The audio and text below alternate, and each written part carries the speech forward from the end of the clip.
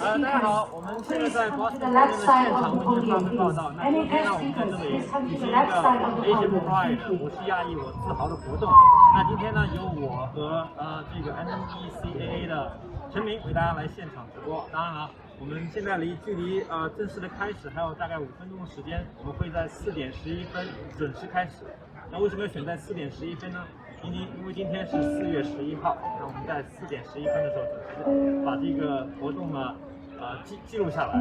那么现在大家可以看到波士顿的这个康文的中心天气呢依然是非常的好。那我们先随着我们摄像机看一下现场是不是已经有很多人已经陆续在到来。那摄像机往这边。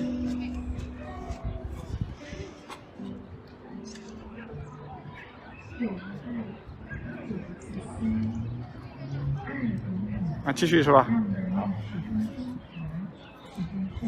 好的，那跟着我们的摄像机，我们会往这边走。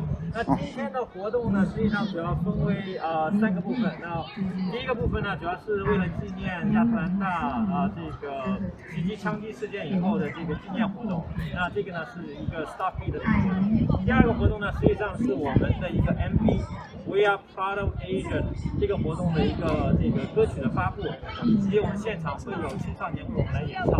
那第3个呢，当然是倡议将我们这个亚裔的历史写入美国历史这个教科书这样的一篇。那我们希望通过这样的一个倡议书来引起我们整个亚裔在美国社会的一个地位的一个提升，也希望通过这样的活动，希望我们能够从此载入一个这样的一个史册。那随着我们这样子，我们看看有没有我们可能会接下来做一些采访，看看有没有时间。好。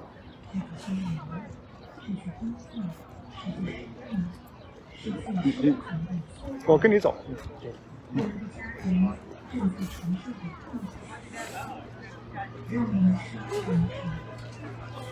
就采访他们俩。并且开始用它以改变世界。全球的灾难，我们一起面对。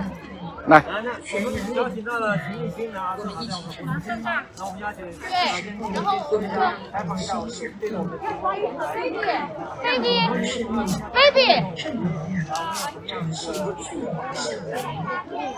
我想那这次活动的主角呢，主要是这个孩子们这是我们Asian 这个10岁的数学生飞机写的，我想这个是很符合心的。那么我想，那么他们意识到这个问题，然后我们成年人应该支持这个活动。我想就是说把这个亚裔这个历史放到这个中学的这个课程，我觉得意义很大，会让这个年轻一代更好的了解这个美国历史。我想对消除这个亚裔歧视或者消除亚裔仇视都是会有帮助的。那以后会有一个更好的一个社会环境，都会有很大的帮助。所以这个我想这个活动意义很大，当然了，好，这随便抓来。采访他们俩吧 ，Gary 和 George。好 ，Yes， 开玩笑，红霞。红霞，红霞你好，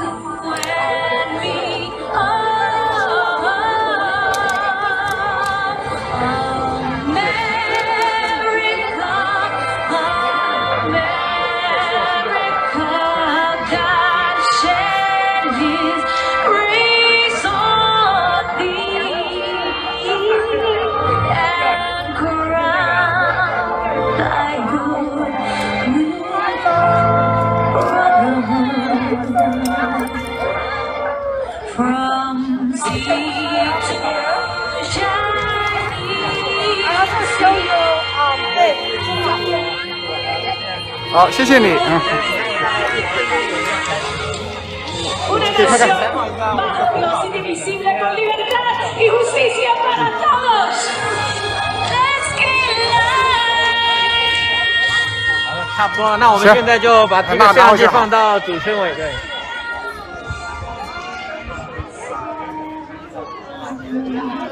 还不错，还不错。他说要是学校没有的话，可以做。这是两个自我相机吗？要不然他不会学。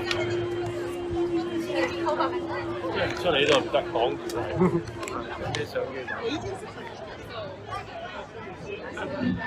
Hello all, good afternoon.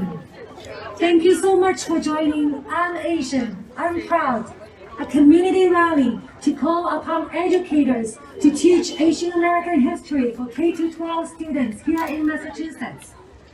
My name is Connie Dai. I'm a Chinese American living in Massachusetts for the past 15 years. I'm a lawyer and I'm a community leader.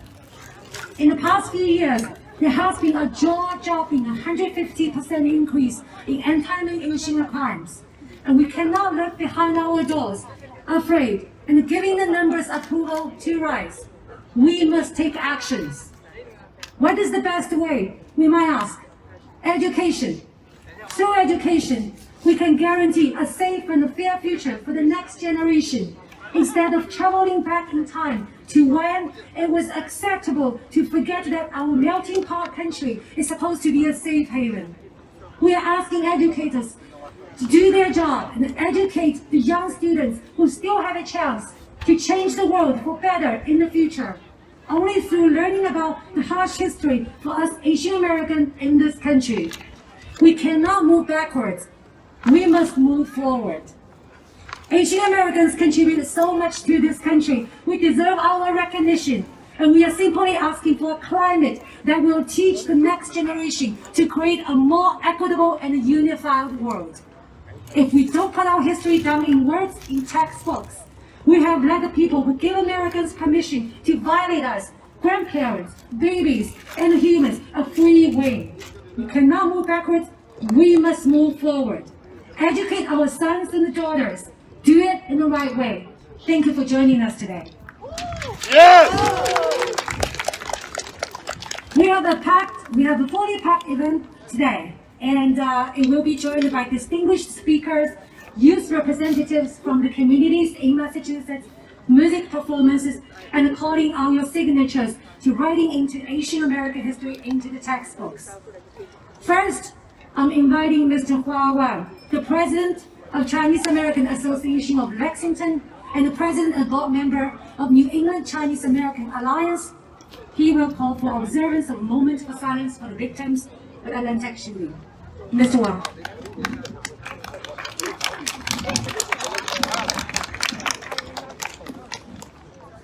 Good afternoon. My name is Hua Wang. On behalf of New England Chinese American Alliance, Chinese American Association of Lexington, and the New Moon International Media, I would like to extend a warm welcome to each of you joining us today here and over our live streaming.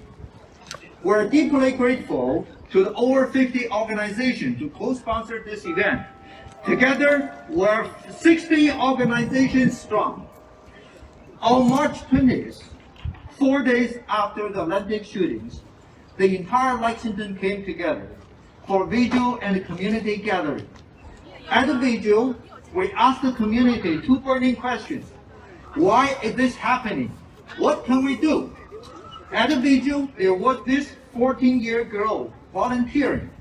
She was so moved and inspired by the unity of the community to stop hate and stop racism. She went back to home that evening and she felt she had to do something about it.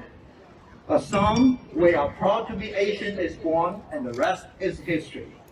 Here, I would like to give a shout out to Yalan Peng, Hong Xiahu, and the New Moon International Media team for their tireless effort in producing the music video in record time. The youth have spoken. Their voices are catalysts to turn the moment into a movement. The movement is by our youth, for our youth. And this moment is a collective answer to the very question, what can we do? It starts with education. That's why we're gathering here today to call for the telling of the Asian American history story in the curriculum for the benefits of all students. The American history taught in our schools are simply not complete without including the contributions, struggles, and treatment of Asian Americans. With the recent national media attention to the significant and tragic rise of anti-Asian hate crimes and the Stop Asian Hate movement, we're banding together to combat all forms of racism and discrimination. The growing national movement to end Asian hate crimes and the useful embrace of their Asian heritage holds hope for a bright future. The signature of this effort is a potent catalyst for action. We believe it is imperative for schools to incorporate the teaching of Asian American history and curriculum into the K-12 curriculum. Now is the time. In closing, let me quote MLK. Hate cannot drive out hate, only love can do that. In the spirit of love, let us hold a moment of silence to honor the lives lost in Atlanta shootings and other senseless killings.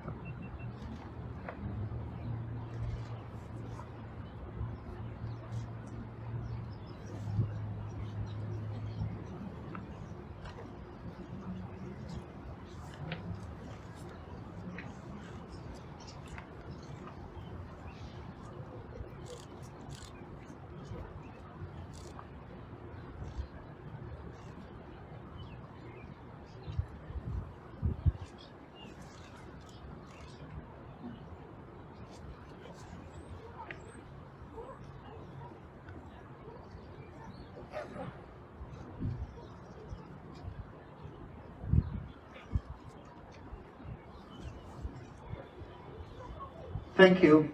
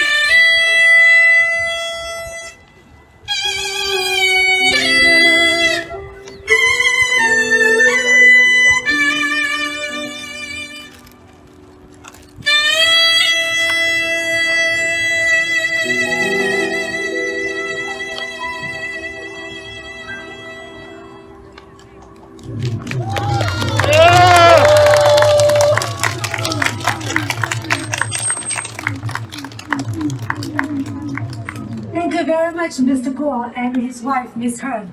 A lot of you must recognize the song. It's a very famous Chinese folk music show, right? Mr. Ya Zhiguo is a highly regarded and most acclaimed suona player, which is also called the Chinese oboe, from China. And his wife, Miss Tang He, is a very highly acclaimed erhu player, also called the Chinese violin, from China. And their daughter, Miss Zhang He, is a junior from Bukwan High School, and they just play us with the most touching and beautiful music. Thank you very much.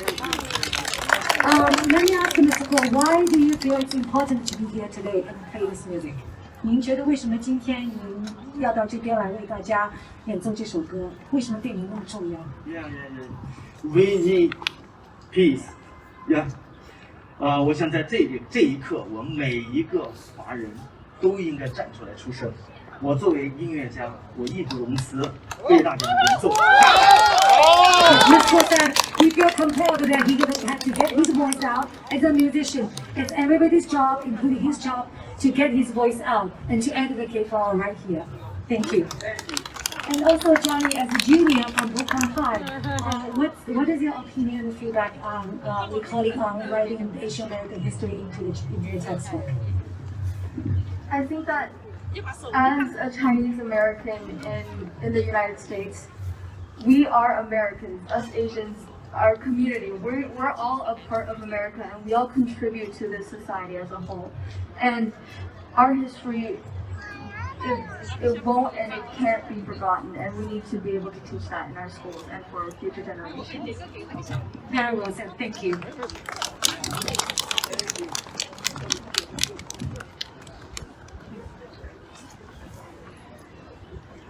Earlier on, we heard Mr. Wang talk about most recently, in response to the growing anti-American cries, a high school freshman, Sophia Tang from Lexington, composed the song "We Are Proud to Be Asian," and it was produced into an MV by New Moon International Company, who is the producer. Let's invite Miss Cindy Wang, the representative of the producer, to share the amazing journey with us. Cindy. Thank you, Connie. Good afternoon, everyone. My name is Cindy Xinchen Wang, and I'm one of the founders of the New Moon International Media, together with two other founders, Anna Yalan Peng and Hong Xiahu. We established New Moon International with its mission to enrich and improve the culture and art life in the Asian American community.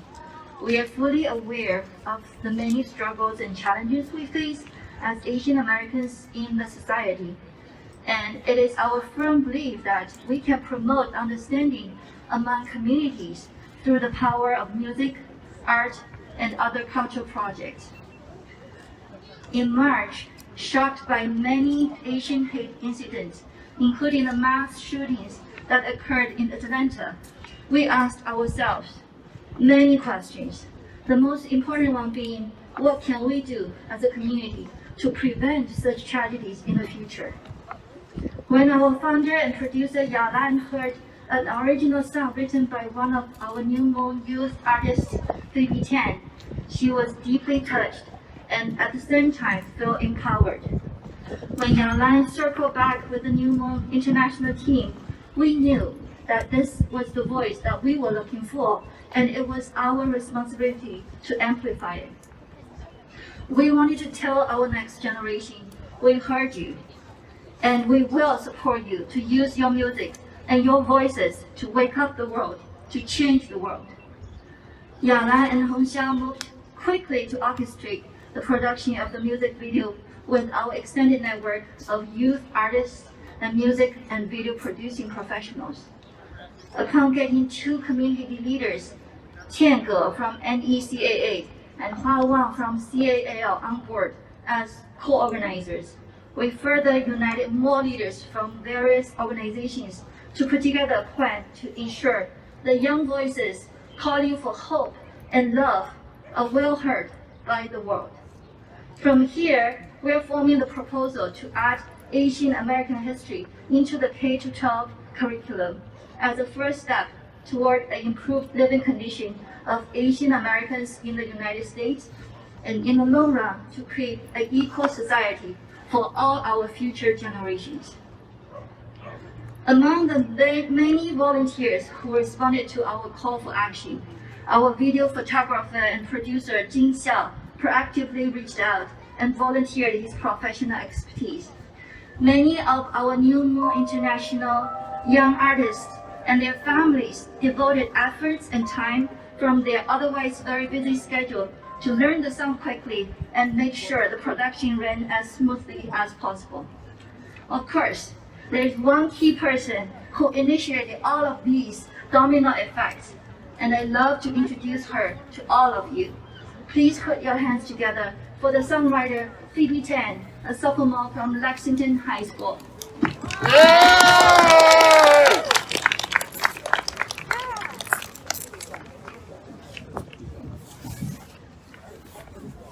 Hello, everyone.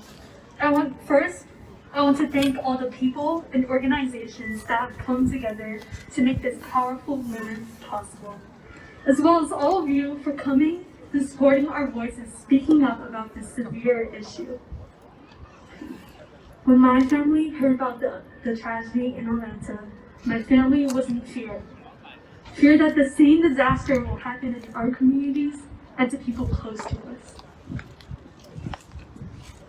As a volunteer, I attended the Candlelight Vigil in Lexington, Massachusetts. I was responsible for one of the signing tables where I handed out markers for people to sign on big signs to be shipped to Atlanta. I was so happy to see the abundance of signatures on the signs because it represented so many people of different races and backgrounds coming together to make this growing movement. There was a sense of empowerment and strength found in those numbers that words cannot adequately describe. I felt no longer fearful because I know I'm a part of this big family. On the night of the Candlelight Vigil, I wrote a song called "We're Proud to Be Asian." I want to do my part using music, something that I love and have passion for. I want to use it as a vehicle to raise public awareness about the century-old issue of Asian hate. I hope my song will inspire others to take the initiative, and others who are afraid that we will not be silenced. We, as Asian Americans, can speak up, are speaking up, and will speak up. I've worked with some incredible people. Among them are Yan and Jin, Wang Ha, Hongxia, Li Ying, and last but not least, my mom. Special thanks to Yalan and Hongxia for organizing 18 fellow youth artists from New Moon Media and coordinating with other organizations. Everyone was so willing to give it their all, and in such a short time, we were able to record audio and video for We Are Proud to Be Asian. In the past few weeks, our unity has made me realize that we could truly do something impactful together. Our song serves as a reminder to those struggling under these challenging times that we're here that we're with you and that we'll overcome this together. Change begins with asserting our voices in the ongoing national conversation about racial justice. And that is why we want to include Asian American history in our history textbooks. We deserve to be treated as fairly as anyone else, and we belong here. Learning about Asian American history, we advocate for open-mindedness and inclusion no matter the color of our skin. We will stand united, and we are proud to be Asian Americans. Thank you. Thank you so much, Julie. What a perfect example of the next generation using the most powerful language, universal language in the world, music, to express her thoughts. Later on, we will have a chance to listen to the song and actually have a chance to sing it together. So now I'm introducing Professor Edward Lee, who's the professor from Berklee College of Music, who helped arrange and recorded the MV production of We Are Proud to Be Asian. Mr. Lee.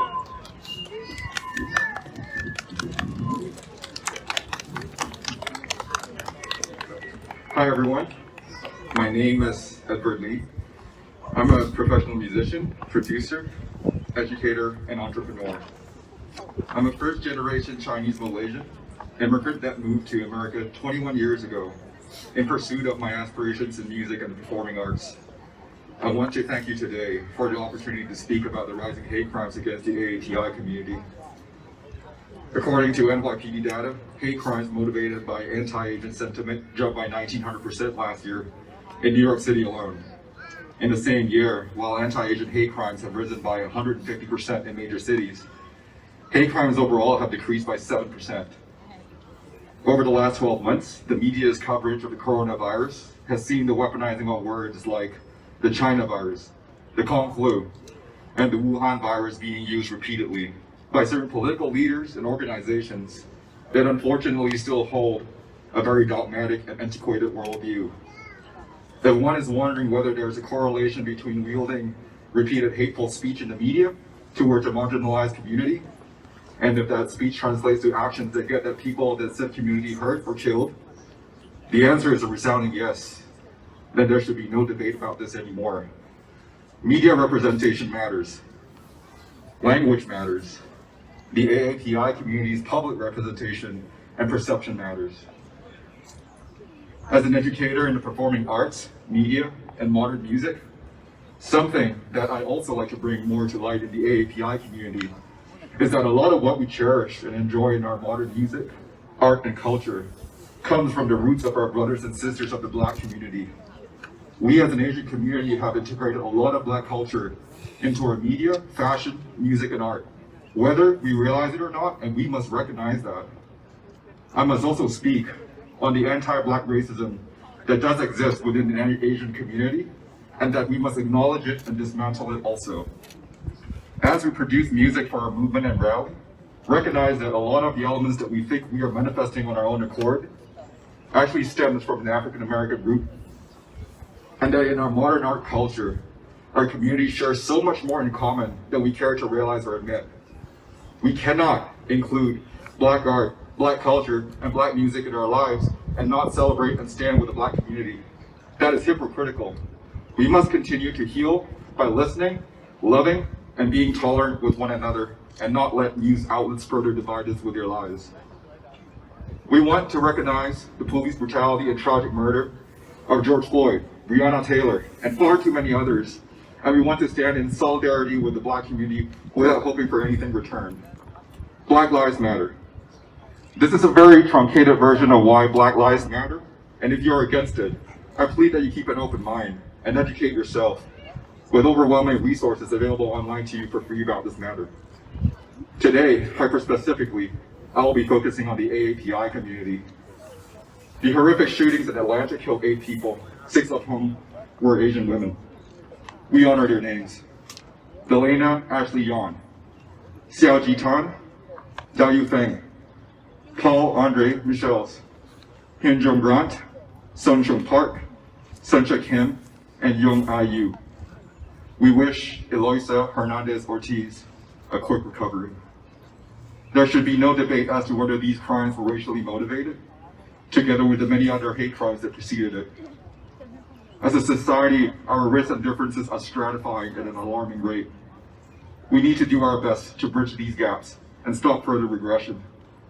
The best way to change society for the better, in my opinion, is not through restrictions and laws, but through the process of education. However, education takes time. The current generation and the new generations to come need to be educated in a way that promotes inclusivity, diversity, equity, and that every community should be represented without a negative bias. They need to be educated to not dehumanize or desensitize people that may not look or speak like them, but to have the same compassion for everyone. They need to be educated on how to deal with personal emotional grief, pain, and mental health issues without harming themselves or others. They need to be educated on how to make themselves whole again from within. We have a tall task waiting for us as educators in shaping future minds for a better world.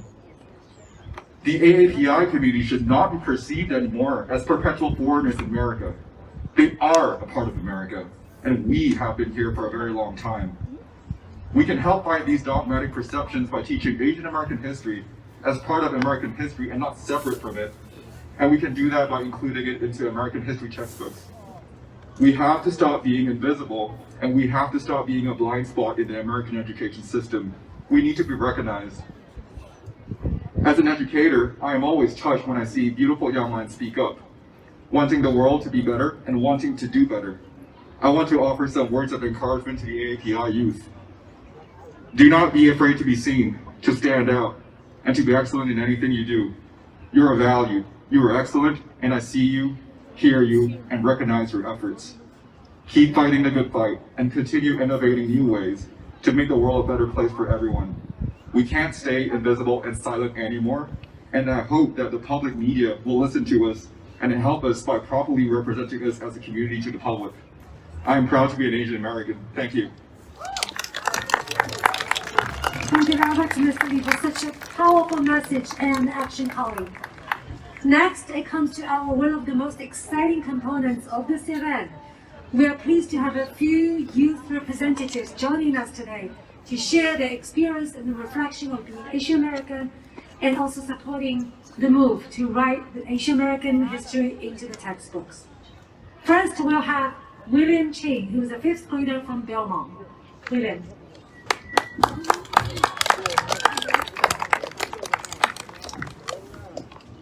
Hello, my name is William Kim, and I am a 5th grader at Chenery Middle School.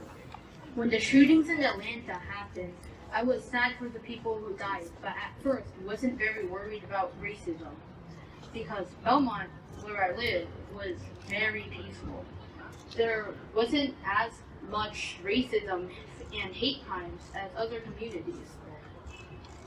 Apparently, I was wrong, because just a few days after the shootings, a white man with dark hair, who looked in his 40s in a black SUV, drove slowly next to me, opened his window to his car, and called me an idiot Asian kid.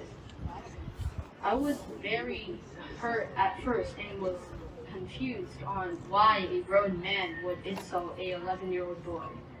At first, I thought it was because I wasn't wearing my mask properly, but then I realized I was yet another person who had experienced racism. I felt frightened to go into cities, as that seemed to be where the worst racism and violence happens, and I really don't see the point of harming another human. At first, I didn't want to speak here today, as I don't want anything bad to happen to the man who insulted me, but I want to live in a America where people treat each other with kindness. I want to live in a America where how you look is not a reason for someone to harm you. Kids or anyone shouldn't be treated badly. I think it is wrong. And I am so glad that all of you guys are here to represent and stand up for all kids and all races. This is our country. I was born here. I belong here.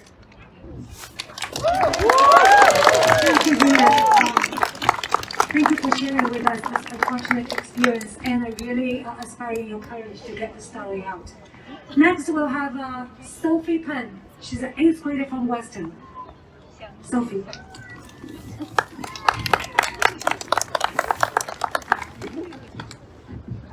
Hello everyone, my name is Sophia Tang. I'm 13 years old and I'm here today to protest against anti-Asian hate crimes and to plead that Asian American history be taught in our K-12 classrooms. Spring 1882, the U.S. establishes the Chinese Exclusion Act.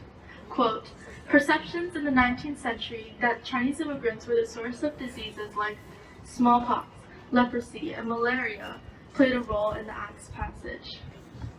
Does that sound familiar? Now let me tell you a story. Spring 2021. I walked the cracked NYC sidewalks with my head down because I was told to stay careful. Don't let them see your face. As a 13-year-old, I had been educated about racism, what it looked like, what it could do, the impacts, but I never truly understood what racism felt like until spring 2021. I was verbally attacked twice, harassed to my face, and as phrases like Viet Congs or don't get near them chinks passed by my ears, all I could focus on was the fear in my mother's eyes. My mom had never been a woman of fear. She left her successful business in China to take care of her kids, and she came to the U.S. in order for my sister and I to receive a better education. You could say she is fearless, and as long as she was okay, I was fearless as well, knowing I had the whole world backing me up. But that day she had fear. A well of fear rounded up around the walls of her eyelids. And because of that, I felt like in that moment, at least in that moment, the whole world behind me seemed to fracture. Look, I got to tell my story today to you all, but do you know who it didn't get to? Do you know who didn't get to stand on the stage and talk about their struggles and what they've been through? Just like my story matters, the stories of millions of Asian Americans throughout U.S. history matter. The stories of people like the victims of the Atlanta shooting. Here's my request today. I think that as a community, a step closer to the pursuit of happiness, liberty, and justice for all is to write Asian American history into textbooks, to teach about how Asians can be Americans too, to treat the problem of people seeing us Asians only as perpetual foreigners in this country. I want to go out one day and shout that I'm proud to be Asian and proud to be American without people asking where I'm really from. And to that, I say that we respect every color and every race, every day, in every way. Today we say, stop Asian hate. Thank you. Thank you, Sophia. It is important to remember the Chinese Exclusion Act, and thank you for sharing that message with us.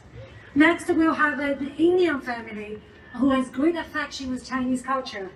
3 children, all from Lexington. Zara Suma, 7th grade, Sophia Suma, and Isa Suma, both of them 2nd grade from Lexington.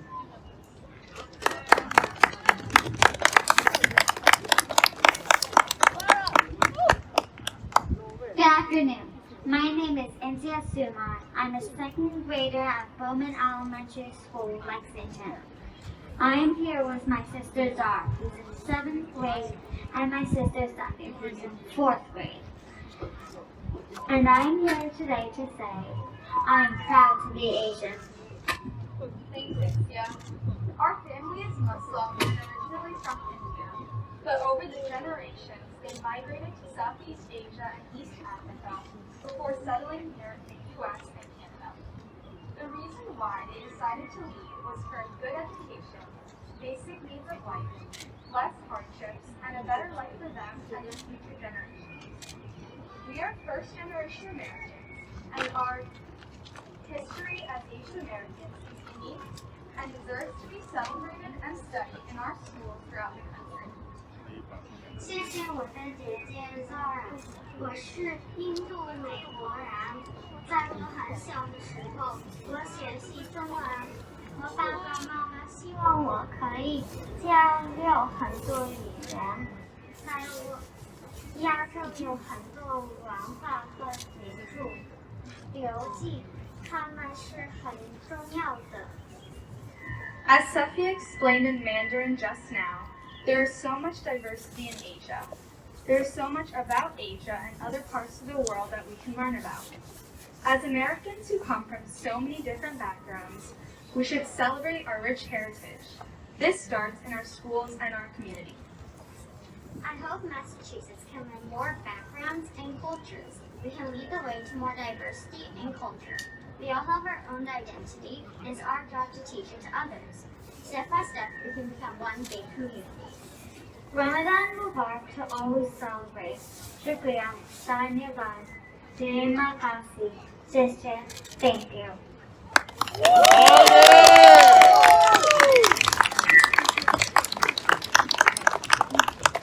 Thank you very much for sharing your stage with us today. I apologize, Sophia is 4th grade, not 2nd grade. And really, I love your fluent Chinese. It's very, very good. Next, we'll have Sophia Tang, who is the 7th grade from Belmont. She participated in the MV production of We Are Proud to Be Asian. Sophia.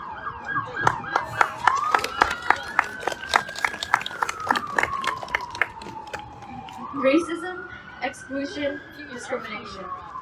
I'm sure everyone here are familiar with these terms. People always say, well, no one could have expected that to happen. But the thing is, we can't predict hate against races happen, because it happens all the time. Discrimination based on appearance is common. No matter what you say, there have been a moment or just a second where you categorize someone based on their skin color, where you judge them based on prejudice. Think of racism as an iceberg. At the top and apparent part of it, it's the discrimination of skin colors.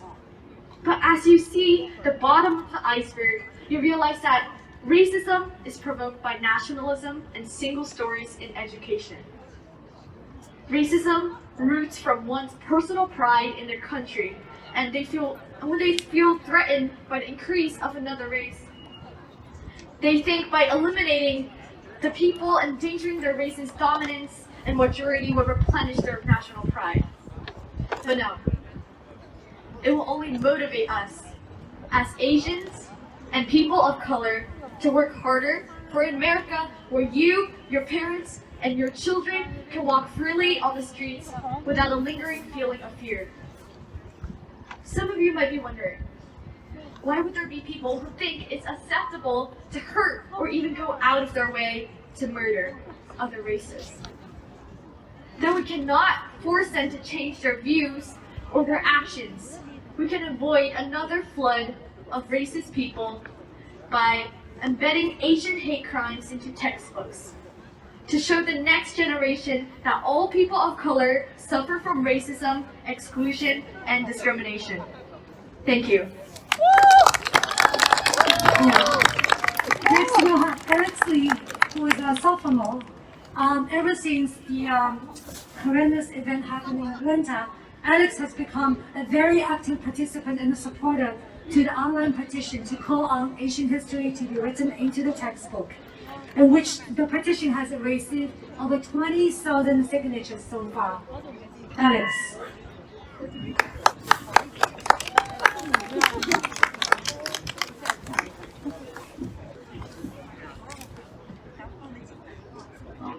Hello? Okay, awesome.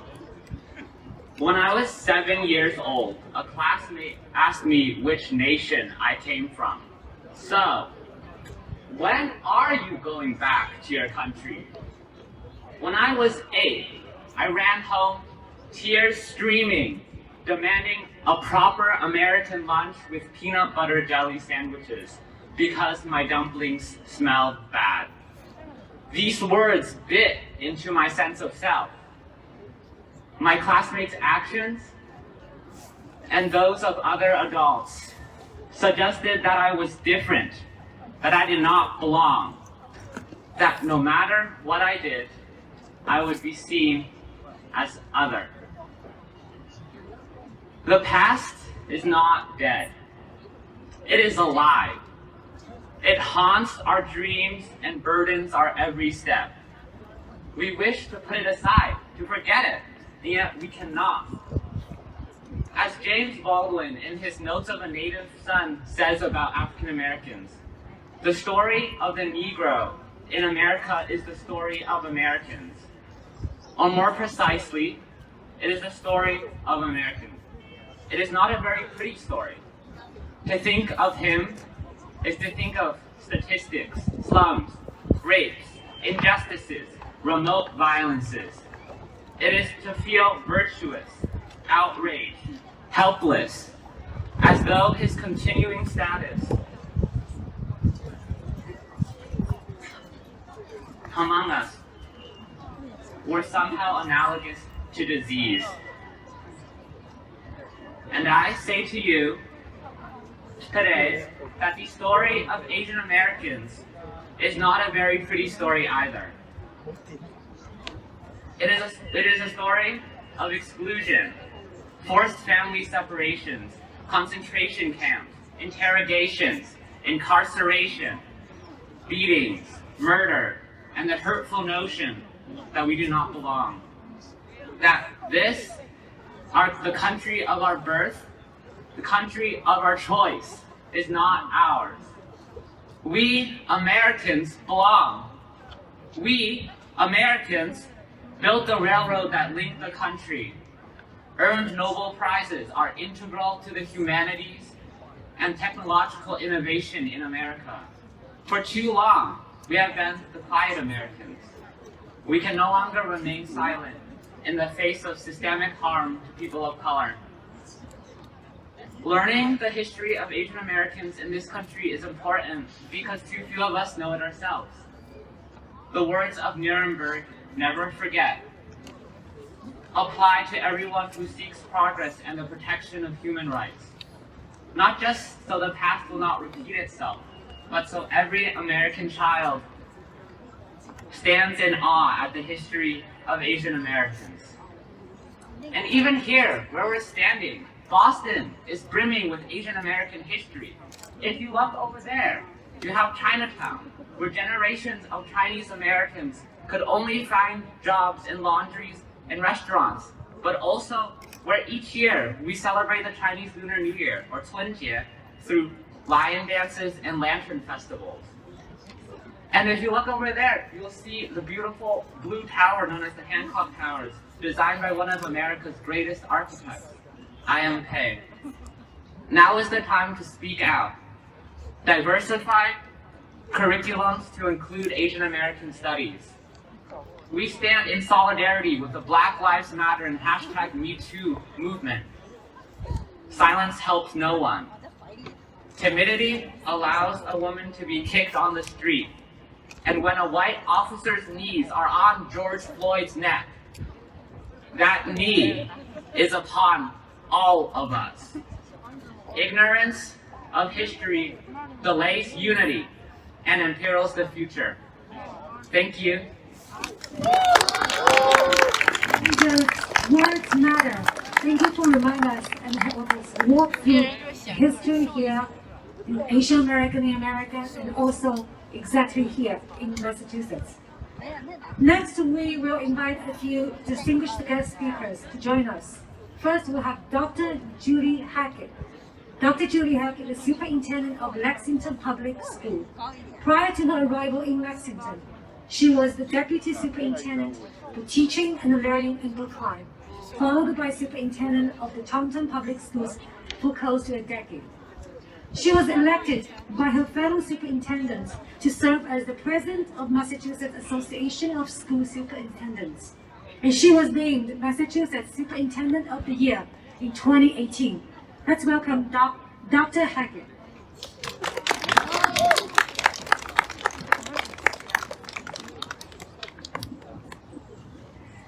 I am the proud superintendent of Lexington Public Schools, and in our community, we believe that the most powerful voices belong to our young people.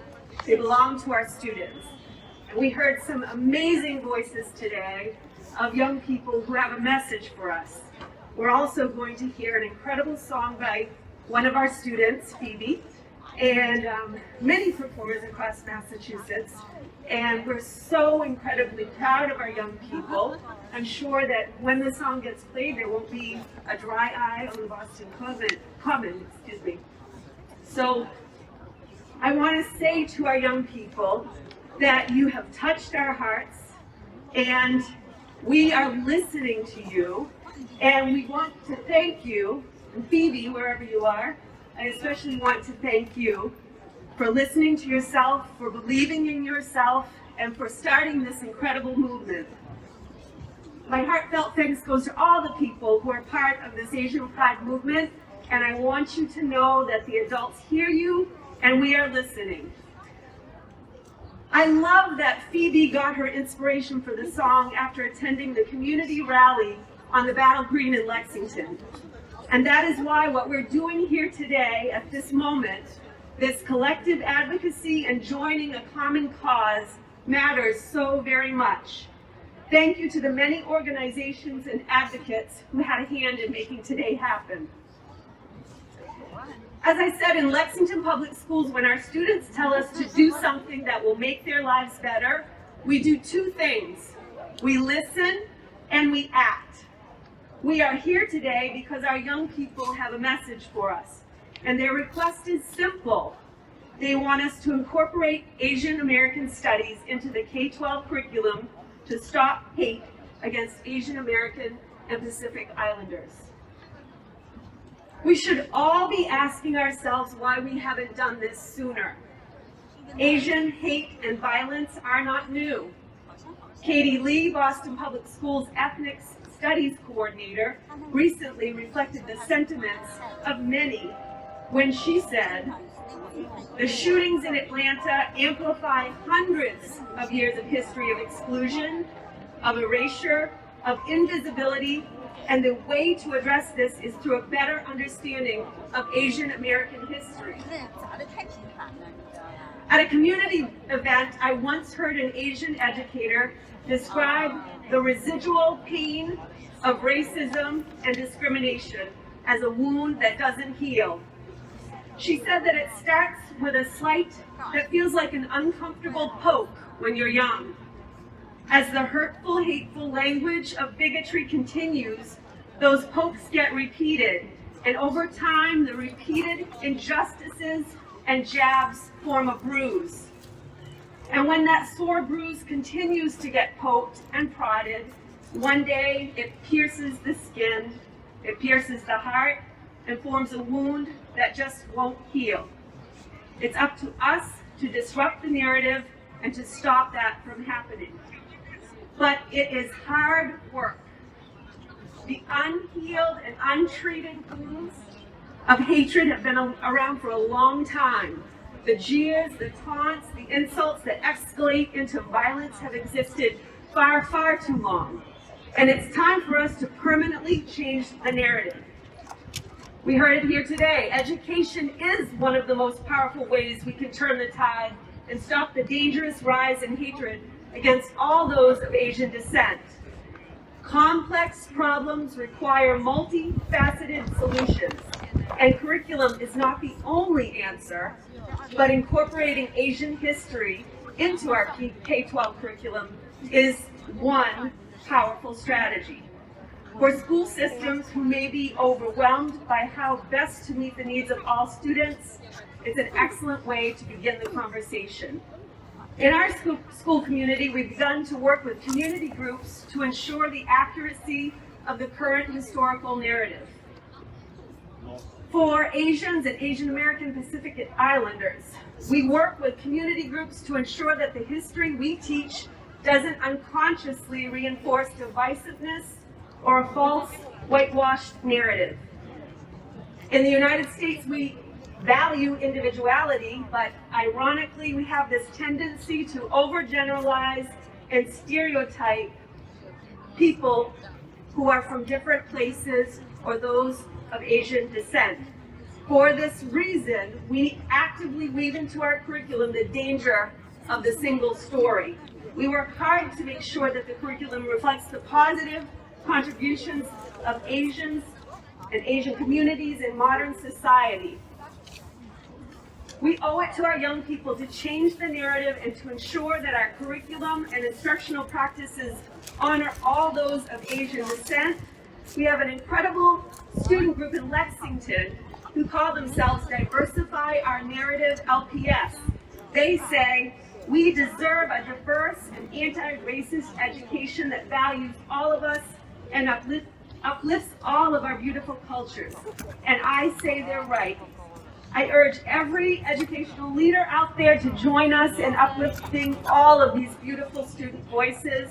And thanks so much to all the students who came out today and for all your work and advocacy. Thank you. Thank you very much, Dr.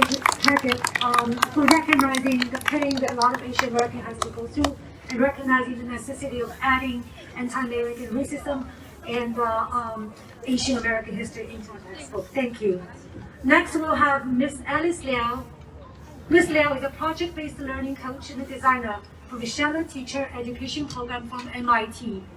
Ms. Liao spent 10 years in and out of the classroom in public education as high school history teacher in Wellesley. Her career has focused on learning anti-racist training as well as public speaking workshops for young leaders. Ms. Liao, please.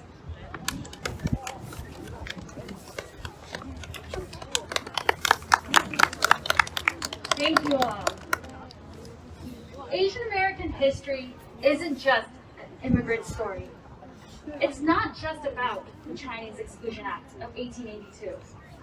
Nor is it just celebrating Chinese New Year in schools. It is much deeper than that.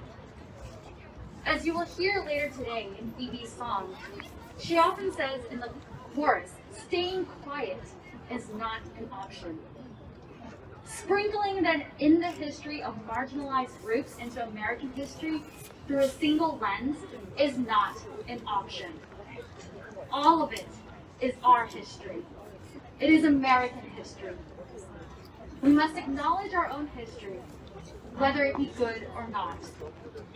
It is our job as educators to shed light on these issues, as it will only help provide an understanding for obstacles that are faced by any marginalized group in our nation. Anti-Asian violence is not new to our country. It has been here. It has been embedded. We just don't teach it. Racism towards Asian Americans is not new. It has been taught, directly and indirectly. So when does it stop? When do we actually break the cycle? Our young leaders are resilient. They see social justice issues everywhere. They are hungry. They are ready to take action. It is not they who do not know how to grapple with such issues. It is that they have not been provided the tools or opportunities to understand what to do with that information. American history continues to be taught from a Eurocentric point of view, the view of the victors, as it is much easier to weave in Asian American history when it is convenient, when it sheds a good light on America. But when we choose to exclude the ugly, we are not being truthful. We are not really teaching history, and we are ultimately setting ourselves up for failure. We create blinders and expect our young adults to thrive and be creative and to think outside the box. We give them one lens to view history, yet we expect them to think broadly and respect others. It comes back to us as adults, as educators, to provide the opportunities for more discussions, for different perspectives, because it benefits us all. In history, we learn things that we may not be interested in, but we, as global citizens, are all affected. Everybody is different, yet the issues we tackle are all the same. If we truly believe that our future young leaders will be change makers in our communities, then we have a duty, a responsibility to provide them with the context and the evidence for them to decipher and create their own analysis. You cannot expect them to be outstanding citizens if we do not provide them with the tools. We must empower each other to educate our communities and implement Asian American history into a regular U.S. history class. Thank you very much, Alice. I agree with you that history can only be taught with objective lens. And whether good or bad is part of history. We have the obligation to teach the next generations the real picture of the history. Next, we'll have Mr. Nan Fan, who is the Director of Massachusetts Department of Transportation, a former Assistant Secretary of Business Development and International Trade in Massachusetts. And he oversaw and managed the Massachusetts offices. He oversaw and managed the Massachusetts offices of Business Development, Film, International Trade, Sport Marketing, Travel, and Tourism. Mr. Fan was the Executive Director of Vietnamese American Initiative for Development. Let's welcome Mr. Fan. Thank you so much. Good afternoon. It's always an honor for me to represent our governor. But this afternoon, I feel extremely happy and more honored because I am with you. I am with my community. So thank you so much for having me. I'm here also with the Executive Director of the State Office for Refugees and Immigrants, Commissioner Mary June. She's also down there with you all. I'd like to share with you a couple of things. But before I do that, I don't know how you feel, but I feel so inspired by our young leader, by our student from Lexington School, from Belmont. I learned so much by just listening to 11 years old student, 13 years old student, boys and girls. So I would like to ask you to give our young leaders, our future, a very, very big hand. Thank you. Thank you. Yeah. Also, all of us here have been standing for a little while, listening. So I also like to ask you to join me in a chorus. I'm not singing, but I will say Asian, and I ask you to say pride loudly because we are proud to be Asian American. So ready? Yeah. Asian! Pride! Asian! Pride! Asian! Pride! Thank you so much. I also ask you to do that because previous speakers, many of our speakers have said that we need to speak up. For so long, Asian American, including me, we thought that if we work hard, study hard, be nice, keep our head down, we'll be okay. It's not. It's never okay. So therefore, we have to do a few things. Our governor realized the pain that we have been through. He also recognized the contribution of Asian American and other ethnic groups have made Massachusetts the #1 state in America. 2 weeks ago, Governor Baker attended a rally like this on the North Shore. And yesterday, Lieutenant Governor Polito also attended an anti-Asian hate rally in Dorchester. And this is the 4th time in the last 7 days that I got a chance to be with my people, my community. So therefore, I'd like to tell you a story again. I will never get tired of sharing with you the story of Grandma C. I don't know if all of you know about her story, but I think many of us have heard that. Grandma C is a 75 years old woman, very petite. She got knocked down by a guy who half her age and twice her size. What did she do? She fight back. She fought back, yes. But after she fought back, she spoke up. She asked, "Why did you hit me?" For me, this is a rallying cry for all of us. When anything bad happens to us, we have to ask, why? Why did you do this to us? Why did you do that to us? Why do Asian Americans have to work twice as hard to get half of what all we will get? We have to ask that. Yeah. So speak, fight back, speak up. But Grandma C did more than that.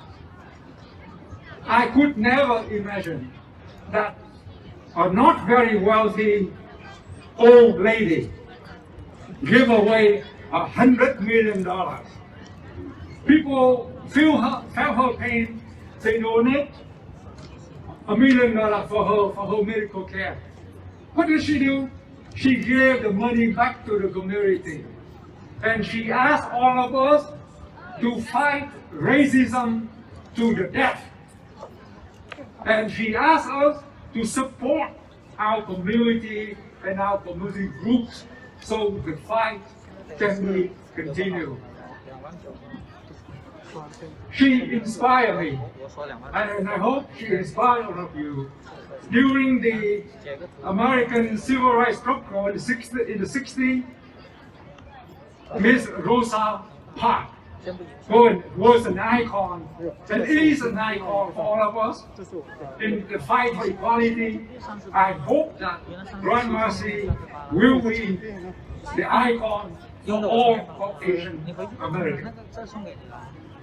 And one more thing I'd like to share with you before I step down. America is the only country on earth that was founded by an idea. And that idea is freedom, opportunity, in the pursuit of happiness.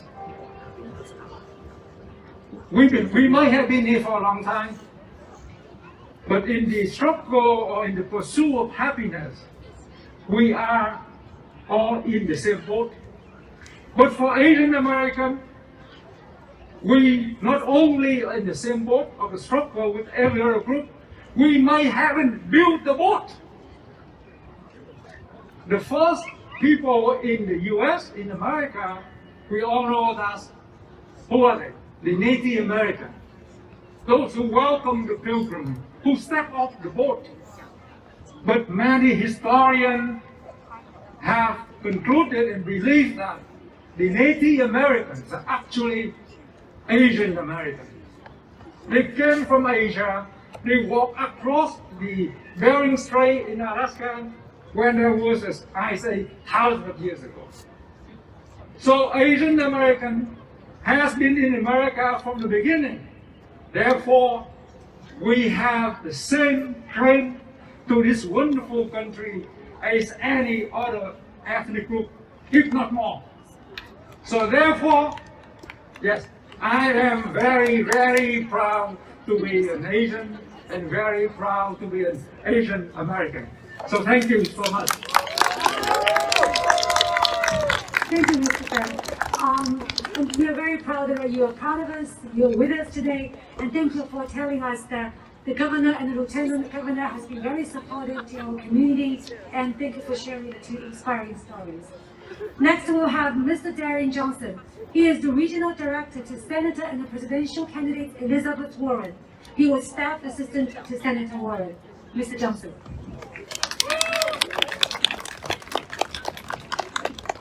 Good afternoon, everybody.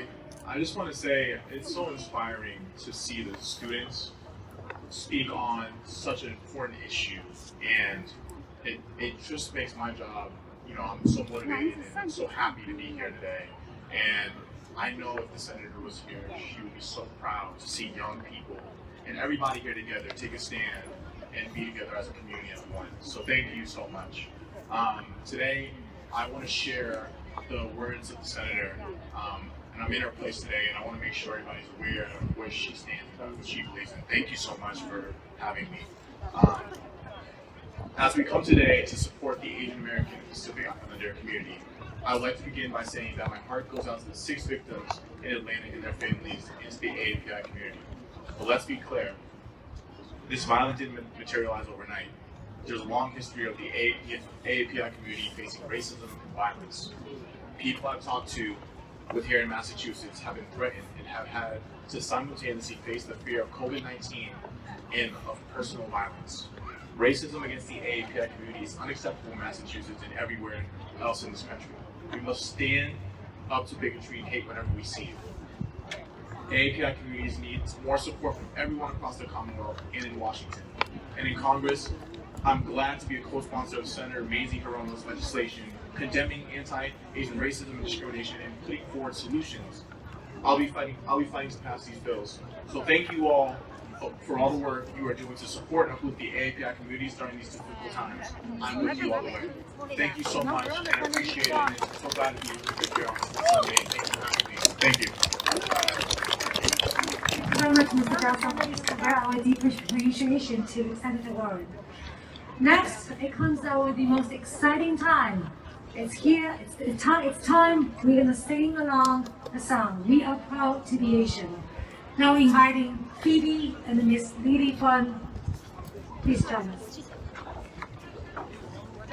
Everyone, you must have a flyer handed out to you earlier. On that flyer, there is the song you can sing along with us.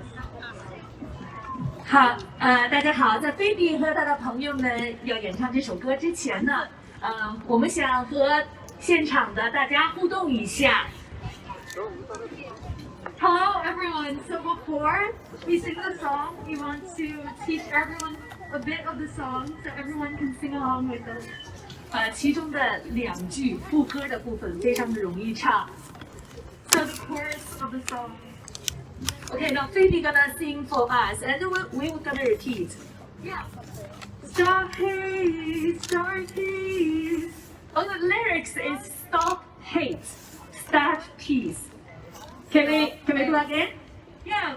Everyone repeat after me. Stop hate, start peace. Stop hate, start peace. Very good. One more time.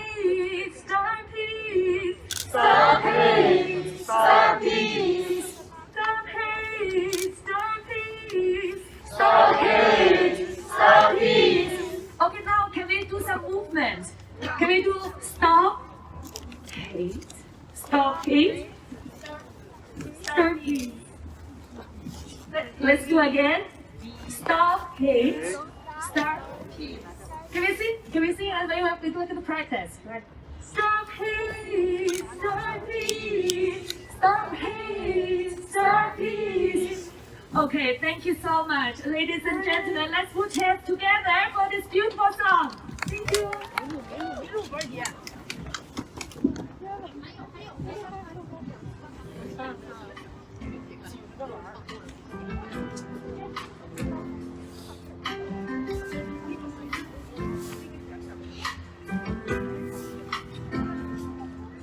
We are all born on this one planet, so why are we discriminating based on how we look? All the hate and violence in the centuries show. When are we finally gonna learn how to grow? It is time when we speak out, we sit up high, we stand up strong. It is time when we speak out, we sit up high, we say, we are proud to be Asian. Staying quiet is not an option.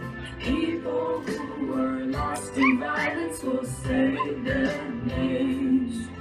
We'll say their names. Stop hate, stop peace. Let's not give in to the pressure. Stop hate, stop peace. We're going through this together. Stop hate, stop peace. Let's not give in to the pressure. Stop hate, stop peace. We're going through this together. We are all born on this one planet, so why do we have to live change today and we won't take no. Our people are hurting, but do you know? It is time when we speak up, sit up high, stand up strong. It is time when we speak up, we sit up high and we say. We are proud to be Asians, staying quiet is not an option. People who were lost to violence will say their names, will say their names. Stop hate, start peace, let's not give in to the pressure. Stop hate, start peace, we're going through this together. Stop hate, start peace, let's not give in to the pressure. Stop hate, start peace, we're going through this together.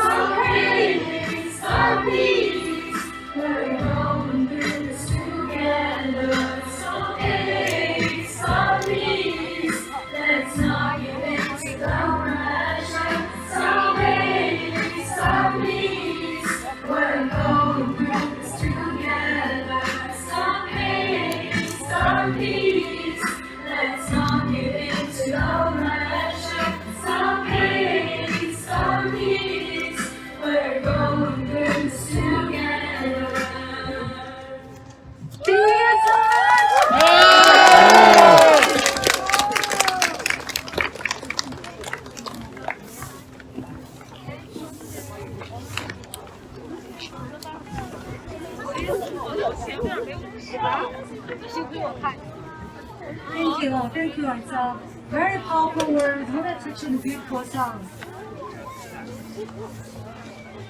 So right now we'll do something. We'll have some activities that are interactive, and everybody should have a flyer handed to you earlier.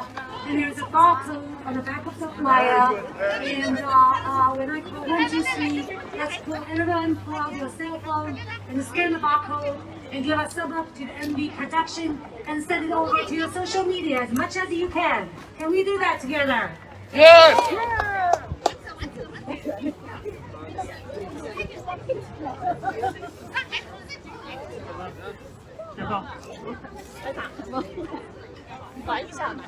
At the same time, we have a banner here, right here, and we call on the signatures to sign your name on the banner and to support our initiative to write Asian American history into the textbook. You can do that at the same time. You scan the barcode. Okay, everyone, did you get a chance to scan the barcode?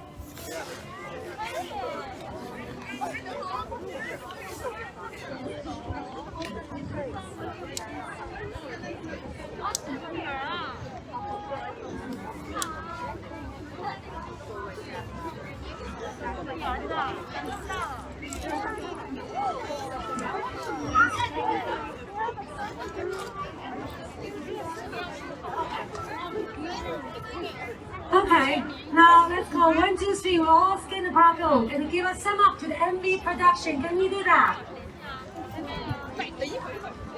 Okay.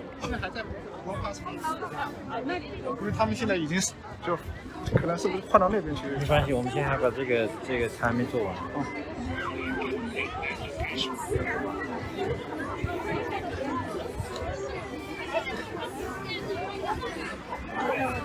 Okay, 1, Wow, 2, amazing. 3. Let's scan the barcode together. Give a thumb up to the MV production.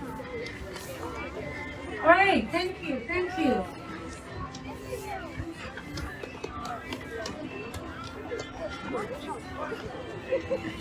Okay, we come to the last, the final component of the program.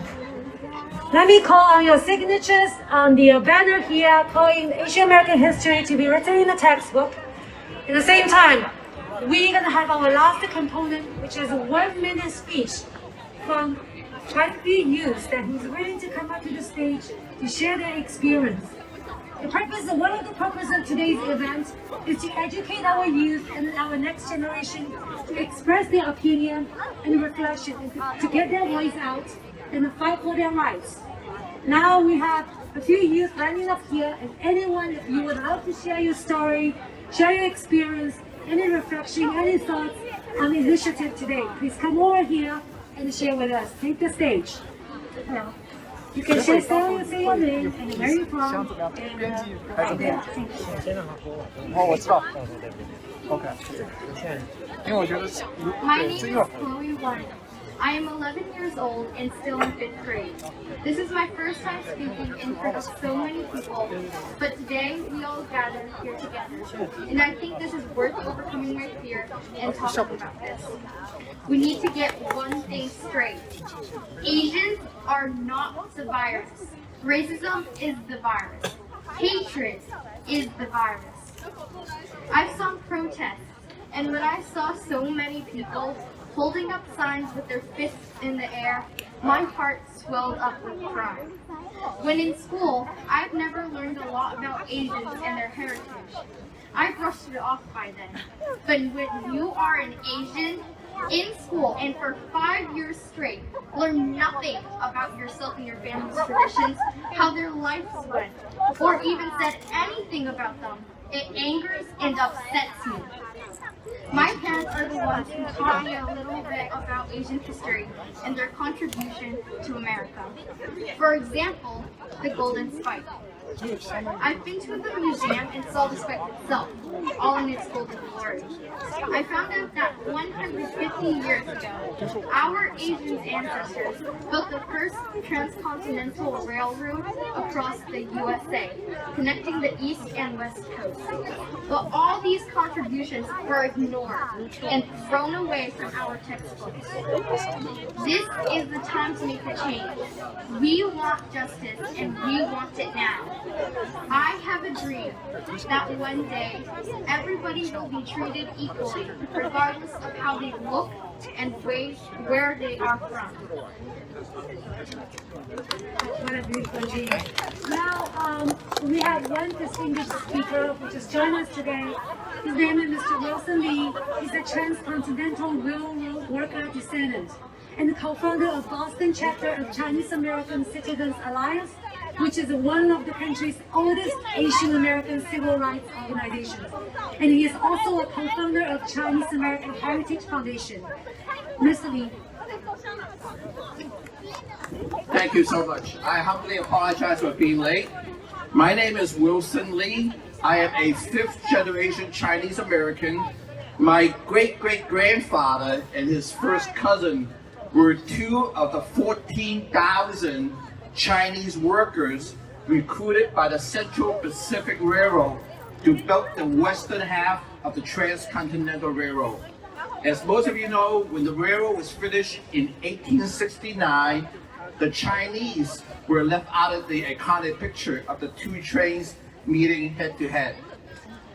In 2019, our foundation, the Chinese American Heritage Foundation, sponsored the first ever Rose Parade float to celebrate the 150th anniversary of the Transcontinental Railroad, and also to bring recognition to the fact that over 90% of the workers of the western half of the Transcontinental Railroad were built by Chinese. What's more important is that on our float, we did not just have Chinese railroad worker descendant riding on the float. We had African American, we have Irish American, we have Japanese American, we have Mormon, and we have German American. because if we left them off our float, we would have just been as bad as what happened 150 years ago to our ancestors. They were left out of the picture. So we want to make sure that they were included.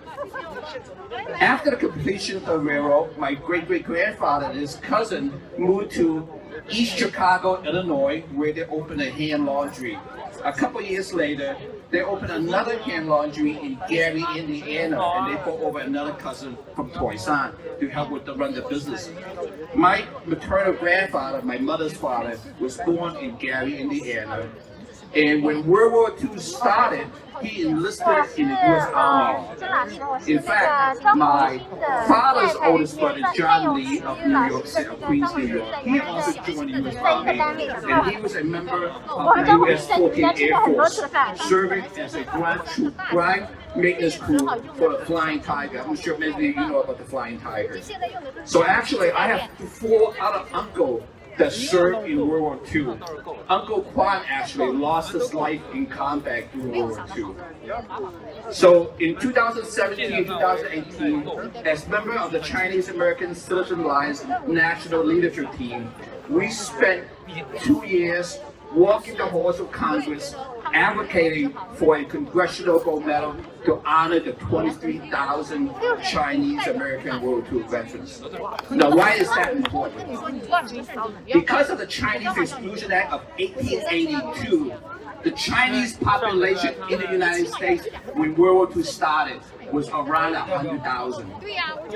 Yet 23,000 of our population, 23%, enlisted and served bravely in the U.S. military. The national average of service from the Americans that served in World War II actually was 6.9%. So the Chinese community were more than 3 times the national average, even though they were denied rights, many rights that was enjoyed by American citizens. So I'm really happy to be here, especially to see so many people. I know that we're doing this not for ourselves, but really for the next generation. It's so important that your stories, my stories, our stories be shared. Together, our voices will be amplified. Our demands will be heard. We are not perpetual foreigners. We are Americans. So, congratulations again. I will look forward to working with you in the future. We are actually holding a National Day of Solidarity on Monday, May 31st, which is also Memorial Day. It's the last day of Asian American Pacific Islander Heritage Month. Currently, there are 33 different teams across the country working on a joint national rally. So I hope to see you guys again. God bless you all. God bless America. And God bless these young people. This is what it's all about, ladies and gentlemen. The future of our country. That's where they are. Thank you. God bless you. Thank you very much, Mr. Lee. Thank you for educating us with such an important piece of history. Thank you. We have our next speaker.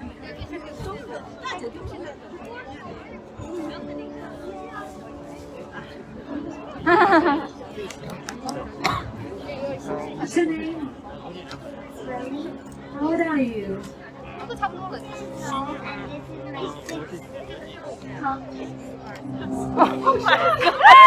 Good job.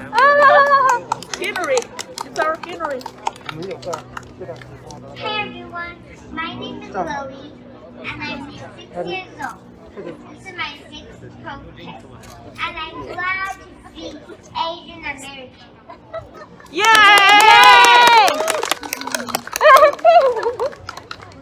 Today, I'm going to read a poem called The Shape of Peace, Unity,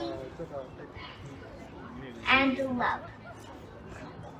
There is a land of shape, an orderly place where circles walk with circles, and squares walk with squares. But some of the shapes cannot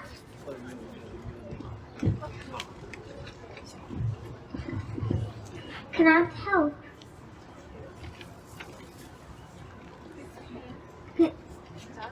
but some of the shapes cannot help but release this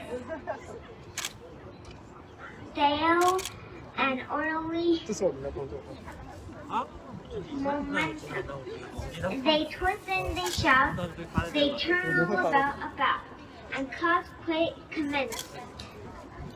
commotion. And everyone now all bent of shame, not to help but shout themselves out. They accommodate change. They strain themselves out and say, let's follow this stuff. Thank you everyone for being here. Thank you very much. Thank you. We have Mr. Christina Lee, a parent from Lexington, share a few words with us. You know, I said, please put me after somebody who's, I was afraid we put after a very strong speaker, so unfortunately that's happened. I'm really proud to be here today with so many supporters, and I'm not nearly as prepared, so definitely do your homework, kids. Okay. So today I really learned a lot from the young speakers. They had so many amazing stories and things that I wish I knew growing up in the U.S. So I just want to emphasize that incorporating Asian American style of history as well as China and American indigenous stories in our history. And the reason why that's important is because facing our history is important to understand who we are. That is what this is all about. If you don't know where you come from, if you haven't been told, you won't have a complete identity. And you won't necessarily know it. So I'm really proud to stand here with all of you today, supporting diversifying our narratives, and I look forward to learning so much more from all young people. Take care.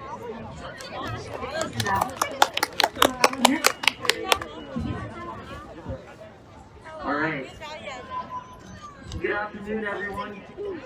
My name is Darren Johnson, and I'm a 9th grader at Lexington High School.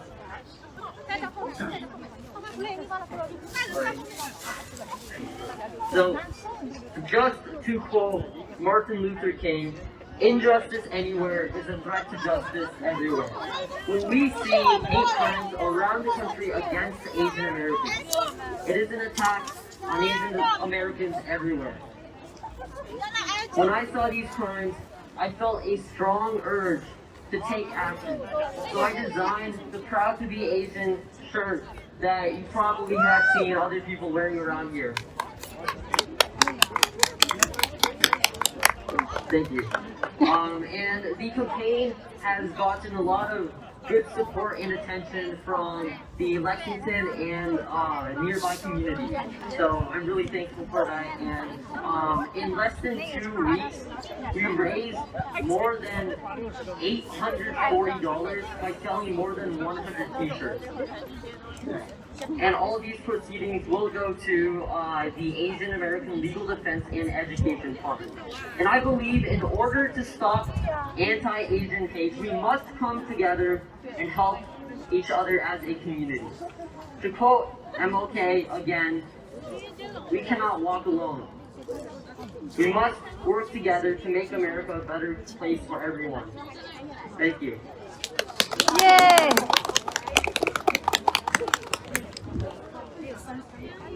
Thank you.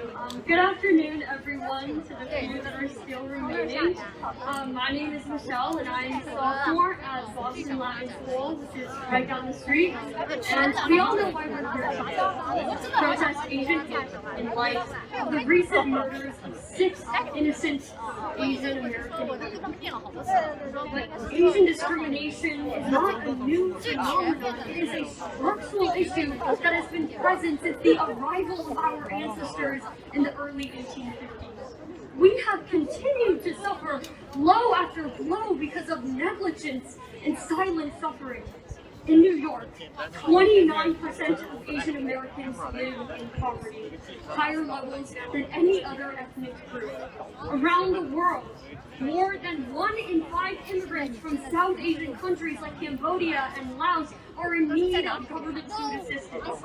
These are the stories that you don't hear, the stories that are silenced out of convenience. America, you promised us liberty and justice for all. So tell us, how is it liberty when our grandparents could not become Americans because of the color of their skin? Tell us how it is justice when hundreds of thousands of innocent Japanese Americans were locked up in internment camps for 4 years. These problems are just a paragraph out of a history textbook. They are the problems that make us afraid to leave our homes at night. It doesn't matter where you're from, the color of your skin, or whether or not you make 6 figures. Today we unite. Today we are one. And today we stand up and we will fight. So I know there are not that many people here, but if you could just repeat after me, that would be great. So let's start. Today we unite. Today we unite. Today we are one. Today we are one. Today we stand up and we fight. Today we stand up and we fight. Thank you so much. Good job. Good job. Hello to everyone who's still here. My name is also Michelle, and I am a freshman at Phillips Academy Andover. Hey, where are you from? No, where are you really from? I'm American. I belong here just as much as you do. I gaze at the same stars you do. I breathe the same air you do. I live on the same earth that you do. We're all human. But still, where are you from suddenly becomes go back to where you came from, which becomes we don't want you here, which becomes we're going to shoot you because we had a bad day. I'm an Asian female. We're stereotyped as weak, compliant, helpless. In our culture, in the face of bias, bigotry, or brutality of any kind, we're taught to turn the other way. Ignore it. Don't get involved unless you absolutely have to. People think we are incapable of retaliation, another green flag for them to harass us. We're conditioned to live in this little bubble where we don't speak up, ever.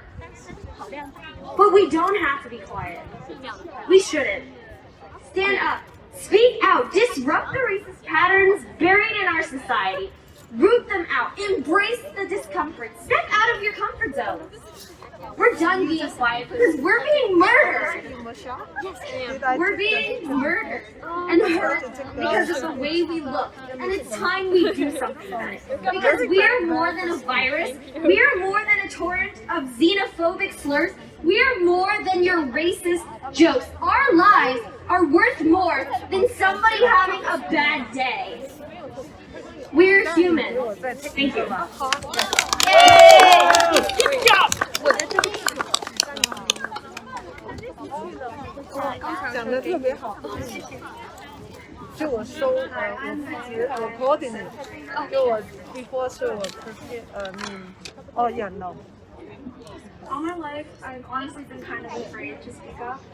The world is scary growing up as an Asian American girl, you know? I'm scared that if I say something, or do something wrong, or try to defend myself, I won't belong, or others will tell me that I'm just overreacting. So many people have told me to just chill, that it's just a joke, that sometimes I just laugh along and say, yeah, it's just a joke. But now as I'm growing up, I'm being exposed to much deeper elements of racism in my life and on the news, and I'm realizing that I need to speak up. It's scary, and I'm scared, but I feel that it's my responsibility to say these words because I'm lucky enough to be here right now. I have to speak up because I need to protect myself, my parents, and my community. We need to speak up to protect the people we love, and we need to stand together to protect each other. Like the song from before said, it is time when we speak up. Thank you. Whoa, you're great! Yes. You're great! We're proud inspiring words and from our youth, our next generation of students. I know there are not too many people remaining, but last but not least, I have to read the names of all the organizations and associations who's been co-organizing, co-hosting these events. Thank you very much for coming today.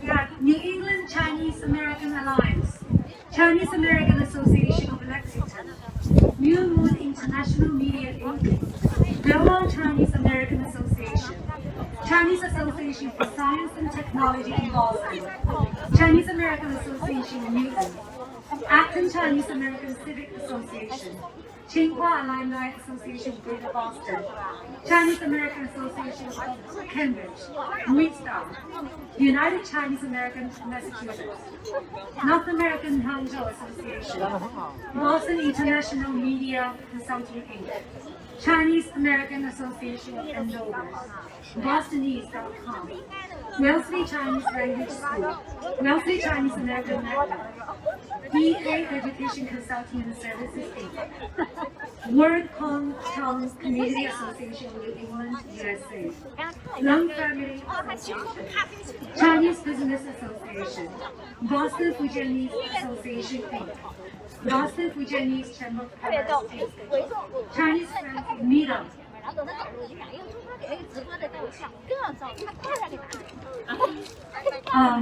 Boston Zhejiang WeChat Group, Lindsay Foundation, Blackboard Foundation, Sharon Chinese Association, Ben Running Club, Asian American Association Boston, New Legacy Cultural Center, Great Boston Fujian Alumni Association, Berkeley College of Music, Boston Asian Motor Club, Northeastern Yunnan Association, the Association of Boston Chinese Sculptors, Xiyang Music Ensemble, Westwood Chinese School, NND Parade School, Dover Sherman Chinese Family Friend, Chinese American Association of Sudbury, VVV Summer School, MA Boston.info.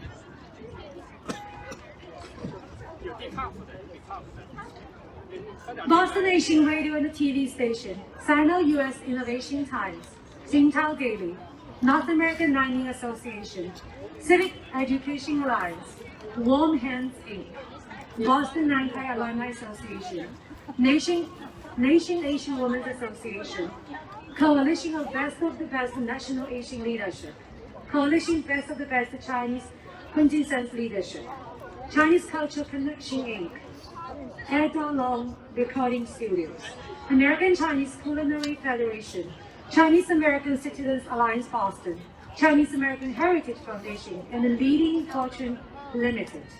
Thank you so much for joining us today. Have a great evening. Thank you. Thank you.